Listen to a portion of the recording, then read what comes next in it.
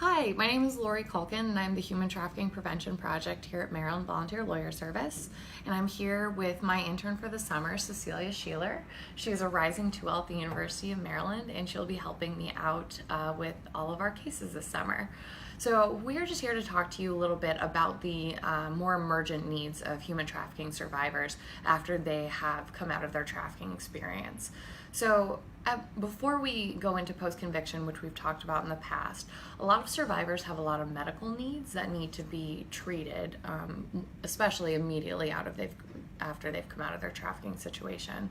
And this can look like chronic pain, broken bones, malnutrition, some sleep disorders, dental care needs, but also, obviously with reproductive needs like HIV screening and testing, and also sexually transmitted diseases, unplanned pregnancies, and also, unfortunately, sometimes forced pregnancy or abortion. And on top of that, survivors also have a lot of mental health needs as well that need to be addressed.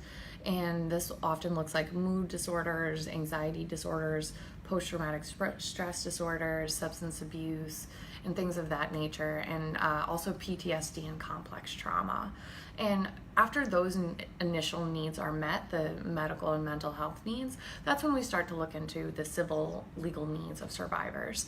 And before we go into vacatur, expungement, and shielding, we screen for other things like landlord-tenant issues, family law issues, and debt collection issues. And I'll let Cecilia tell you a little bit more about that.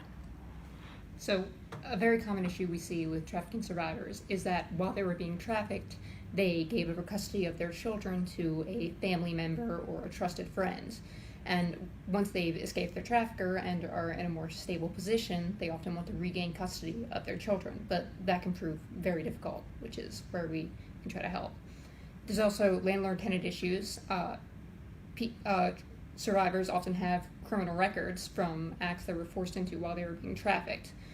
This can make it very difficult for them to obtain housing. And when they do obtain housing, the housing is often run down or unsafe, or it can put the survivor in a vulnerable position to be exploited by landlords. There's also the issue of debt collection. Survivors are often being hounded by the student loan collectors. Sometimes they've had their identity stolen while they were being trafficked. Other times they're bail bondsmen looking to collect. So those are some of the issues we try to help them deal with before we can move on to the post-conviction work. If you take away anything from this video, hopefully it's that trafficking is a much more complicated issue than just the criminal portion of it.